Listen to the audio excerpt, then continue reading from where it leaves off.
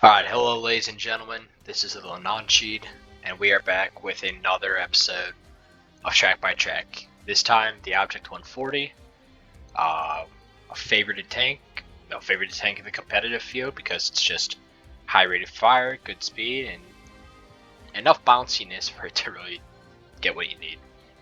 But its DPM is what really makes it. And that's going to come into effect here today, but also the real reason I pulled this save is because it's on the new map. It's on Oyster Bay, which is a very fun,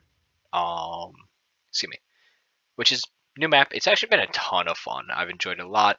I enjoy it a lot in my Manticore, and I'll probably get a gameplay of that sometime, probably next time I play my Manticore on this. Because a little note, I don't even know if I can do this. Oh, I can. Can I ping on the map here? Oh, fuck, I can show my arrow for you guys. Alright, little note, if this is completely unrelated to the Object 140, if you have a Manticore, or basically any other good high consummate light tank, you swing all the way out down here from either side. You swing all the way down out here, and you get, there's a little bushy spot with trees and stuff like that. You can play on the outside of some rocks, and it's perfect. You don't get lit until you fire, and you have shots on anything that tries to push here. You have shots on anything that's trying to push you here, as long as you have, and you will, have teammates either here or like maybe something back here to keep fire on enemies. They'll never push you, and you can just farm. If you prioritize this first, farm out this, and then prioritize anything in there. You're gonna get. I have been getting 3,000 to 4,000 damage in my Manticore on this map just because of that area. It's wonderful. I love it. You don't get as much spotting, so don't expect spotting so much, but you get free farm. Totally free. But anyway, we'll get back to the story at hand, the Object 140. Very fun tank, fast, high rate of fire. It's actually one of my highest kill death ratio tanks. I saw the stats recently, and I don't know, just a fun tank to play. I got what, one mark on it? Yeah, it's got kind of high mark recs. But this could be a pretty good game. Not super damaging, but super good overall. And so I had a lot of fun with it. Medium field on this map has tended to be this northwest area, this area, and you kind of do the opposite of what I said with the Manticore. You run up to the C3 area here, and you try to. Whoever secures this wins the overall medium area. You're not exactly going to see that here though, and you'll see in a few seconds why. This is not like my favorite map in terms of light tank stuff, however. Like obviously I love that Manticore spot that I was talking about. But it's not a whole lot. You're not going to spot anything if you go to like the obvious spot locations, like where the T-54 and the AMX went. They'll spot each other and maybe one or two other tanks, maybe. It's not going to be good shots on them. No, it's a really heavy biased map. So like if you win this area, you're going to win overall. If I get eyes on 140, throw a shot on him, which is, I'm just happy that it hit. But I get the spotting damage for that. Lion shows up, and I don't know, that shot just went to hell. I'm not going to get a reload in time to hit him, which is fine. 350, 3 peaks. And yeah, so we just miss each other. Well, actually, we bounce each other. I was hoping for maybe a lucky track pan. Lion's weird like that. Artillery, you're gonna see why. I love artillery in this game. Like, yes, they should have artillery in this game. I don't play artillery ever, but like they should have it. But man, you're gonna see how it can piss you off sometimes. And I fully understand why people don't like it. But after a little bit, I see that I've got some heavies pushing up with me, which is huge. Which is also concerning because it means that we've left our heavy line weak. And I'm gonna push in. Proper pushing that I've seen this far is just don't let yourself get spots. You get to here, the E50 hasn't shown up, just use these rocks to cover your advance. Their light tank is already out of the picture, which is great. Can't spot me. And we're just gonna drive right on in. I have the two heavies behind me if I'm really concerned. We'll get up the hill here. I'm worried about the 50 location, but we get the line. And we spot a waffle tractor, which came out of nowhere. He's getting annihilated. And then the lion and the waffle tractor just get blown to kingdom come. I will get the final kill shot because the waffle tractor kind of just gave up, raised his barrel, and now the first shell and the second shell. They're both gold. Oh no, the 53s wasn't. And I didn't know where the GW was, so I just kind of threw a shell at him. I'm worried about where the E50 is, but 257 pops up a little ways away, and then the GW shows, and so we'll get first hit on the GW, and we'll get some good farm there. Lion grabs it just before I get the kill, and then if you do own this side from the northwest, the E50 pops up, but he's not doing anything, so I'm not scared of him yet. I got a good blind fire for about, what, 300 on that 257, so I have to remember that for the end of game. And then we had free shots. Like, it's a good spot if you take this silver at the end. I did forget, or I wasn't paying attention. I've been firing gold this entire. I don't like firing only gold. Gold is like my emergency thing, and I see it like when I have 1 gold left. I'm like, oh boy, that was a mistake. But the 257's gonna start running. We just got a ton of farm on the Foch. This game is already practically over, but they do own that south side, and like I said earlier, like if you own the south, if you win the south, really, you're gonna win overall. It just so happens that they get so blown away in the north, and then enough damage is dealt to them in the south that it doesn't matter. And now we decided to go in on the E50, but what I didn't realize this entire time, E50 he AFK'd, so he's gone. So we can subtract what, the 600 damage if we, nope, 400 damage. So we'll say it's kind of like that we'll wash it off a little bit with that damage from the 257 that we got blinded, or that we shot blind.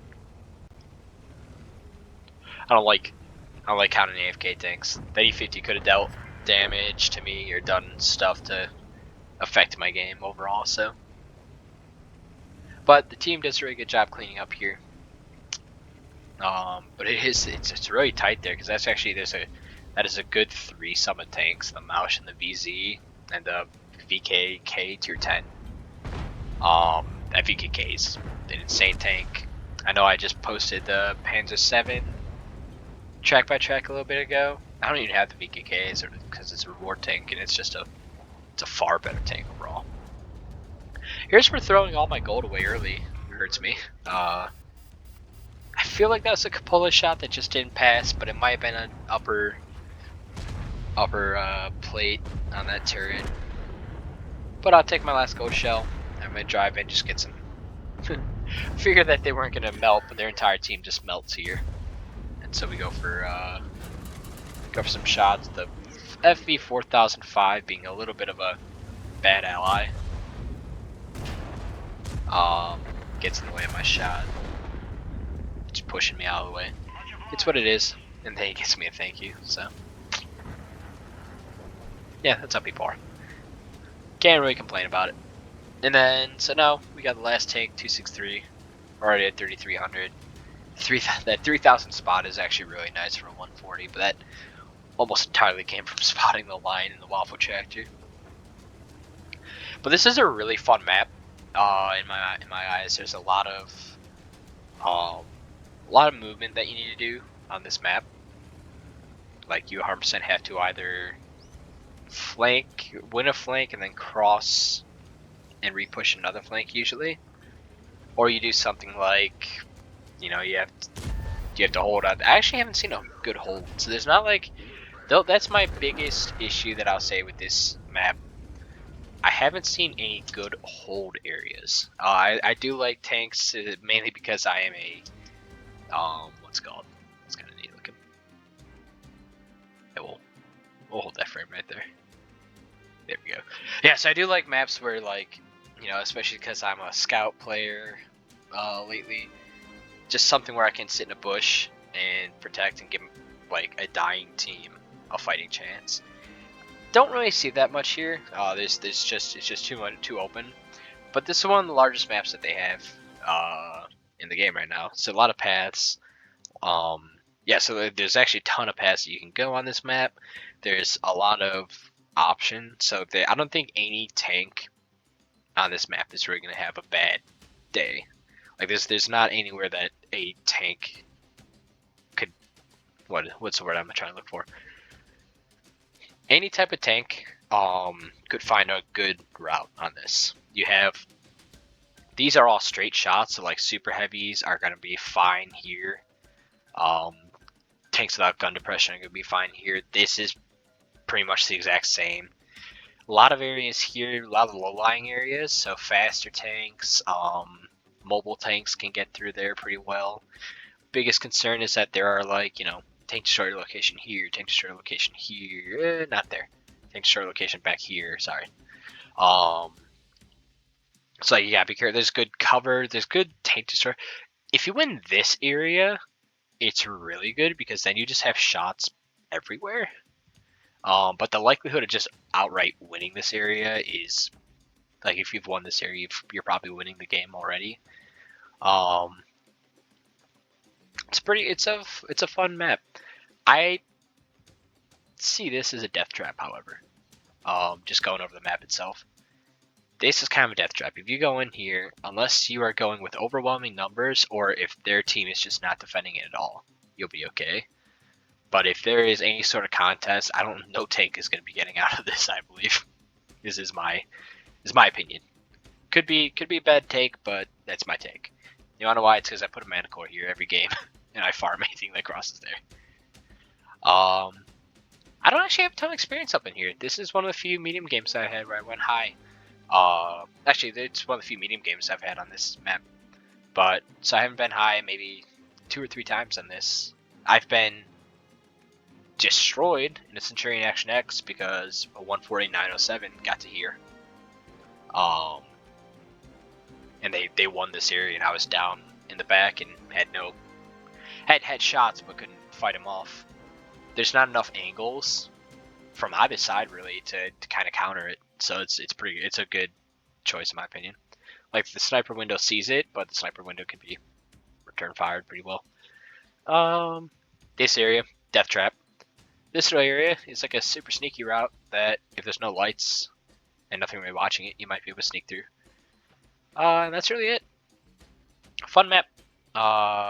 Good tank. Russian tank. High DPM. And that's it. Alright, ladies and gents, I'm gonna leave it there. So, hey, thanks for watching another episode. This is the last of some of the ones I'm pre-recording right now. And we'll see how long it takes for me to get another one coming out. I have good games, I just don't remember to save them, or the game updates, and I lose them. So I'm just like, oh, well, that's a shame. But hopefully we don't have any of that lately. And yeah.